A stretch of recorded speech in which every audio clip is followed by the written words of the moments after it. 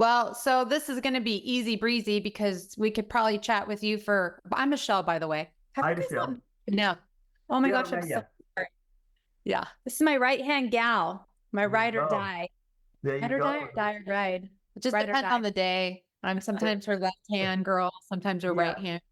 whatever it takes in this business.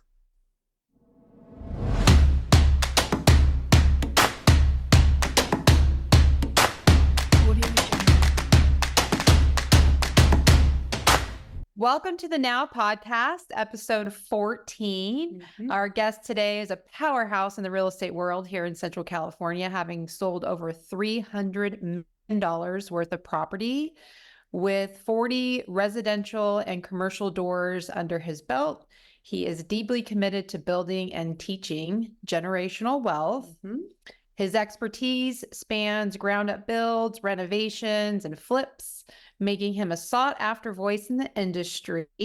And additionally, he's highly active on social media with almost 16,000 followers, with his branded van and awesome giveaways and zipping around in his Lambo. Yeah. I feel like if we were live, all of our listeners here locally would know who this guest is. Definitely. Drum roll, Courtney. Welcome, Parminder. Thank you for joining us today. Hi there, ladies. How are you guys? We're great. It's a Good. Friday. Thanks for having me on. Yeah. Thanks for joining us. I know you, so I know how busy you are. We can tell just from your introduction. So we appreciate you taking the time. Oh, my pleasure. This is my first podcast. All right. Woo-hoo. It's an honor to have you. I'm honored. Yeah, I'd actually like to know just briefly a little bit about your background. I feel like where you're from originally, what got you into real estate. I'd love to just know a little bit more about that. Absolutely. Okay, where I'm from. My parents are originally from India. Then they moved to England. I was born in Nottingham, England, the town of Robin Hood.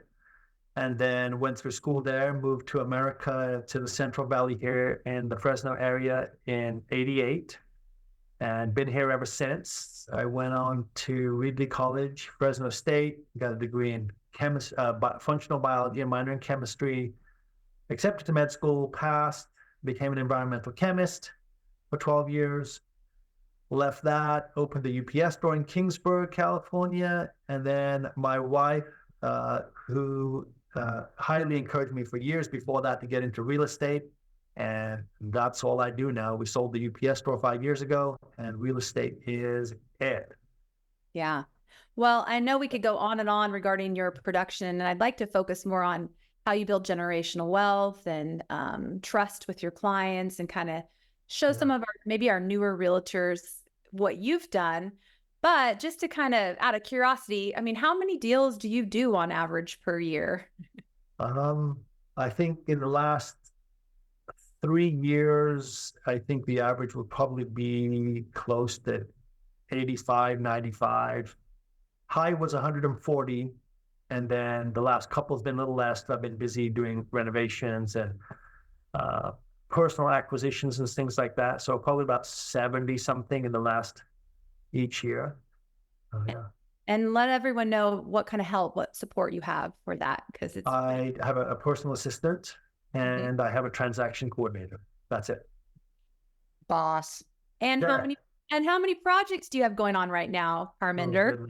I'd have to get more than I really want to at any given time right now. I think we've got 3 that are under full renovation right now, 3 ready to go after that.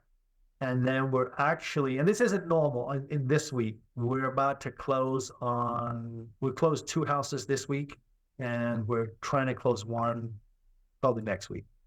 And that'll be enough for a little bit, give me some bandwidth to actually wrap those up. But I've got good support with construction and things like that. So, yeah. Wow. That's impressive. Thanks. I'm still small peanuts compared to some guys out there. I figured it out late. So that's why I really feel that telling other realtors and my own clients about this thing, about actually creating wealth. And it's surprising how many people don't know what generational wealth is. I didn't know until somebody started talking about it, and you go, oh, that's how these big families in America have been built and across the world is somebody had to start somewhere and be that transformational character for their family.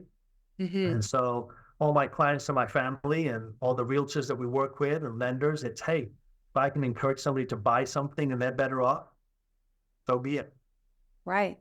Well, how long, or actually tell us the order.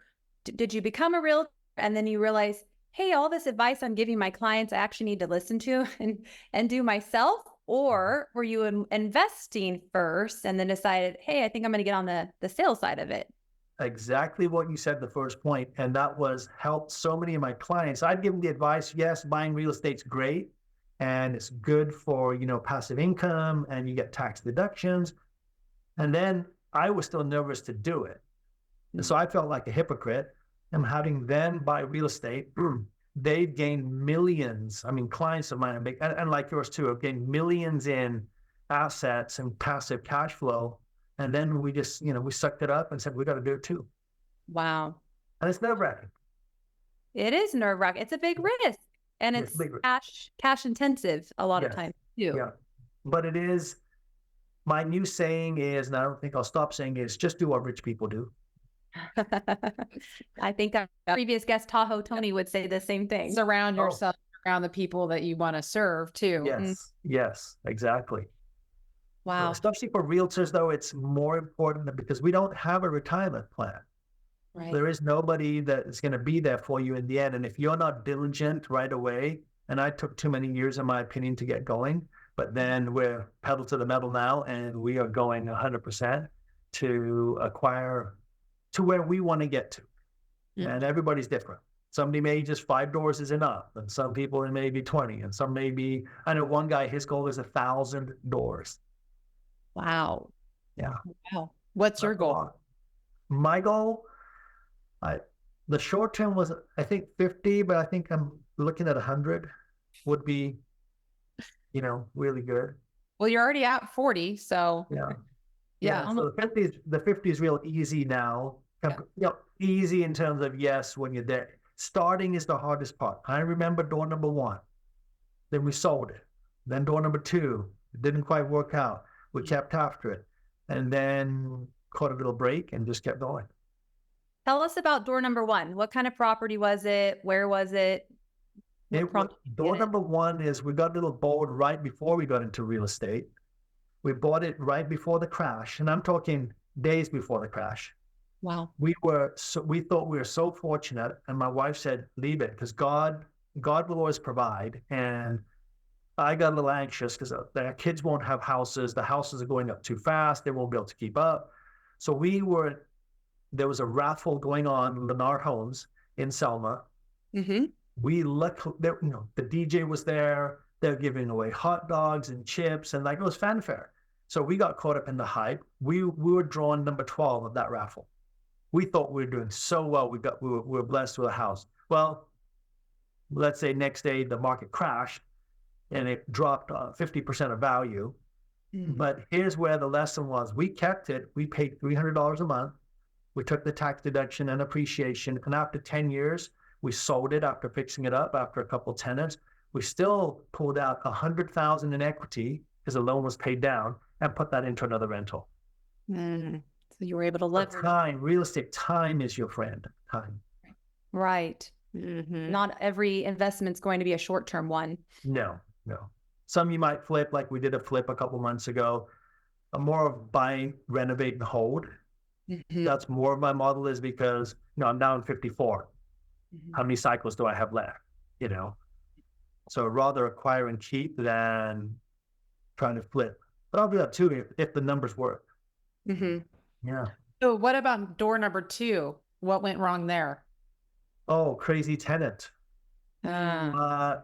You have to become a business owner. I had a bit too much of a nice heart. It was a lady said, "Oh, I just got divorced. My credit." She was a lender. My credit shot.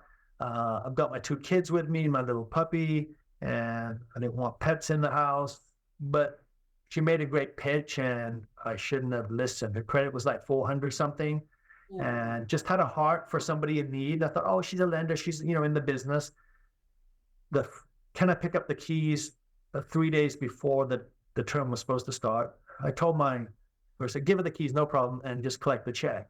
Oh, she forgot to bring a cashier's check because the trust funds haven't cleared. So I'll take a personal check. Well, that bounced. Oh no. Getting check, so big rookie mistake, treated like a business. So it was tooth and nail trying to get money from her. And then finally had to put a notice on a door, 3-day pair quit. And then she messages me, why would you embarrass me like that? And why would you do me like that? And so it was, yeah. So that's where you toughen up. And I still have that problem. That's why I now have Kathy helping me, my assistant, is I don't, you don't always go to bat the best for yourself. But if it's for somebody else, I mean, I'm there with shield and sword. Let's go. Yeah. Yeah. But for yourself, so you have to put a bit of a wall or just be a little bit tougher with tenants and be more business minded when you do it. Great lesson. Yeah. Do you have more of a system around that now, I would imagine? Collecting rents, yes. I use Buildium, which is an online platform for a lot of property managers use that. And it's a huge company. And that really helped me streamline collecting rents before I drive around, do this, time burn, and the typical trying to learn how to do this business. I was about to give up all my properties to a property manager. That would have cost a couple $1,000 a month. And with an app that cost me monthly maybe $80, $90, took care of so much work. Wow. What's the name of that app again? One more time. Buildium. Buildium. Yeah. They have less than 50 doors. You can use that. There's another one, Appfolio, which is another big national brand. So those two are the big ones that property managers use. And I figured use something that they're using. So you don't use any property manager on all those 40 doors? No. I wouldn't. No. Oh. If you're very good at if you're mindful, get the application right, have a heart, but don't be stupid. Because guess what? You'll learn a new lesson that day. Yeah. You'll learn a new lesson. And I try not to put people in. The quality of my rentals, I try to go A, B plus A, real nice. My tenants have nicer stuff than I do. I've got a fan sitting right there, 72-inch metal 3-blade that I'm going to put into one unit we're doing right now. I don't have that in my house. That's like $600. So I try to provide a real nice living space. And all I ask is just treat me with respect, be mindful of the property, and you have a great place to live. Well, and you don't need that in your house because you've got the Lambo. You just live in that thing. Say, come on, honey, go. Yeah, let's go. Yeah, so who does all that for you? All your social? I mean, my gosh. So I have Amanda and Braz, and that's my social team. And they do a lot of videos. So if it's just a story, I do it. But most of it, we try. Our thing is we want it to be professional. We want it to look good, present well, give quality stuff. I don't think we've ever posted anything negative. Is that we stay away from that. We always want to be the light in everything. We want to be good about it and, do good Lord's work and be good with people and take care of them. And so be good stewards of what we've been blessed with.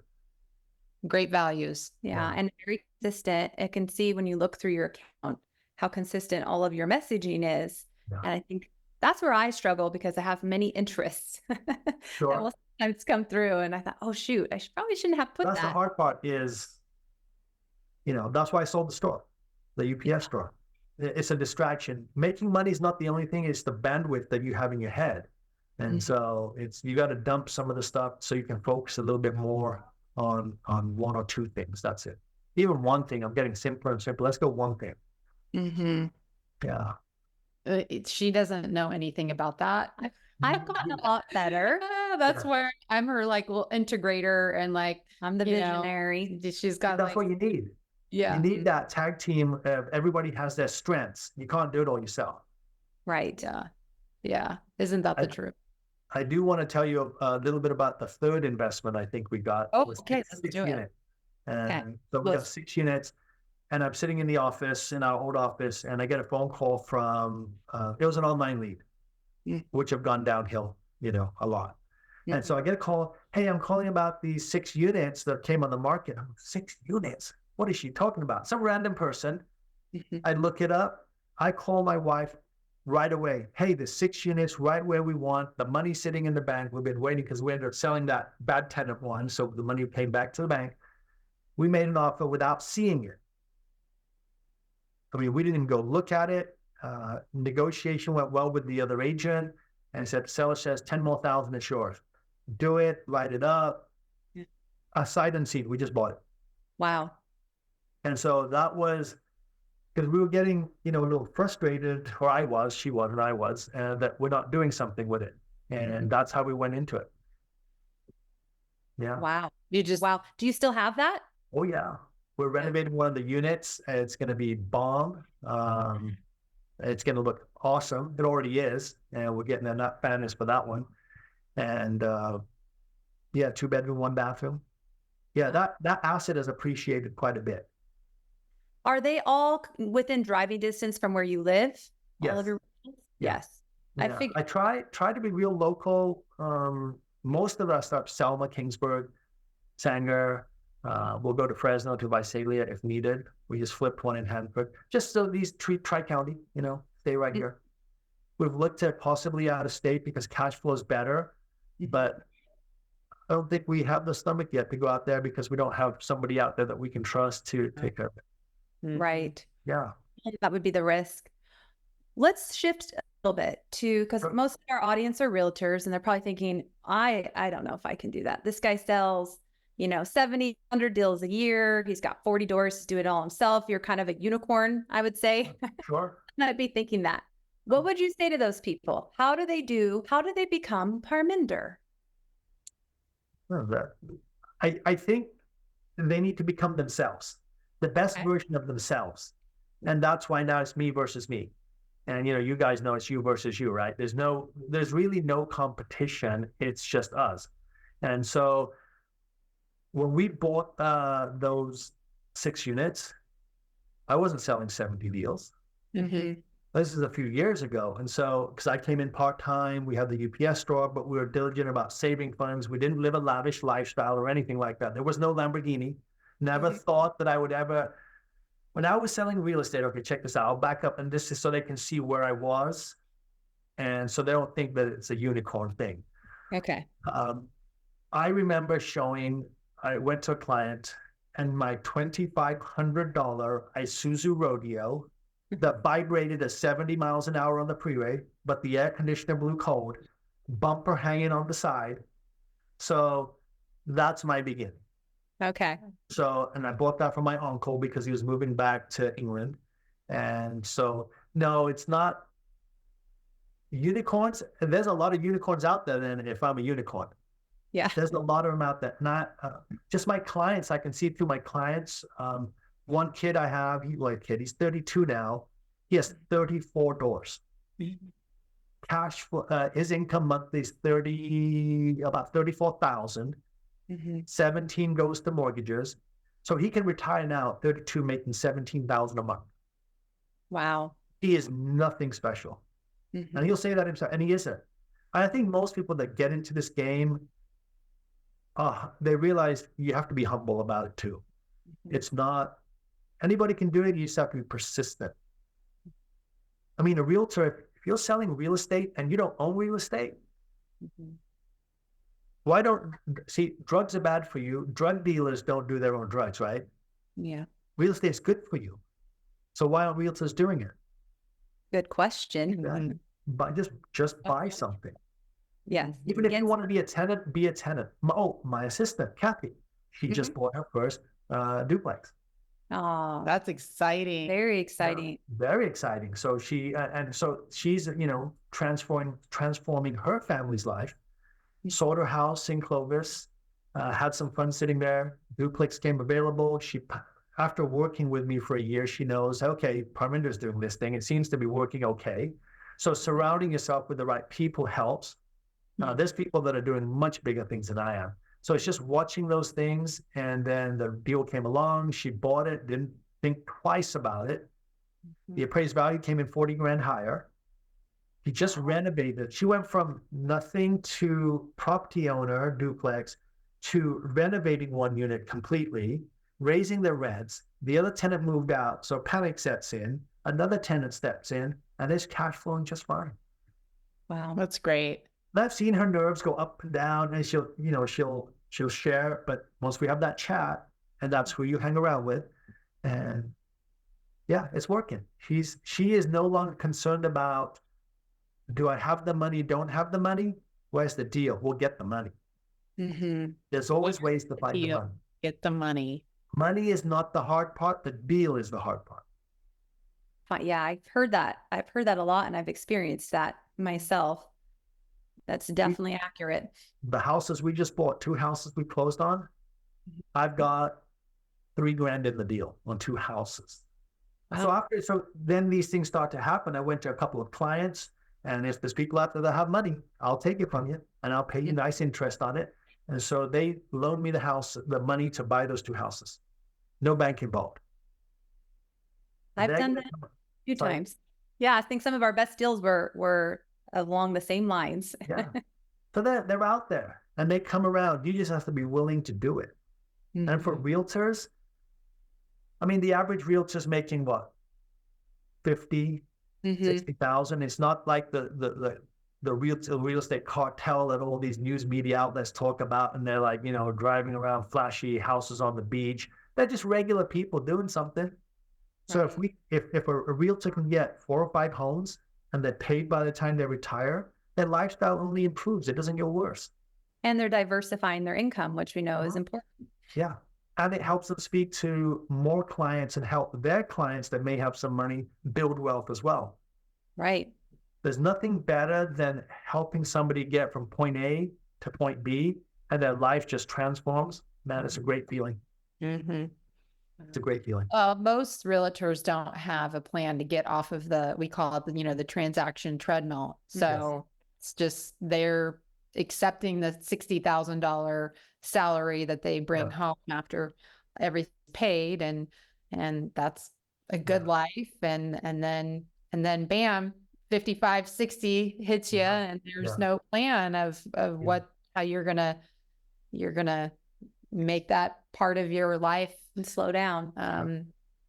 Be comfortable, whatever comfortable looks like to everyone's laws is different, right? Right. And unfortunately, nobody teaches you that. Even the brokers don't teach you that. As a whole, most brokers they're focused on your production. They just want you to go sell. And that's okay. That's their business, right? That's their model. But there has to be something that changes that says, hey, realtors, wake up. Your job is to go sell, but also to provide for your family too. I mean, we don't want our realtors out on the street being homeless at the end of their careers. It's a tough business. People don't realize how tough it is for realtors, especially these past few years. And even with record sales, it's still been very tough. Day in, day out, 7 days a week, Christmas, Thanksgiving, you get the calls, you're still working. You're having especially for women, I don't even know how women do this business. I mean, raising children and going out and hustling and selling. Yeah. I mean, that's a lot of work. So should there be something for the realtors at the end of the race? I think so. Well, you're speaking to 2 moms, and I was thinking about our evening last night. I mean, we were just packed all day, and then go home and we're talking about deals and listing escrows and Parminder today, and I had five girls I just picked up from basketball practice, sleepover, sitting in front of me. It's wild. No, I appreciate the sentiment on that. Oh yeah, women in real estate. I mean, that's hard work. It's hard for guys. I mean, I don't know how women do it personally. I mean, it's a lot because you got to juggle family, go home to crazy husbands, and and so it is. So props to all the women out there too. We're the unicorns. Yeah. I love it. Yeah. There it is, right?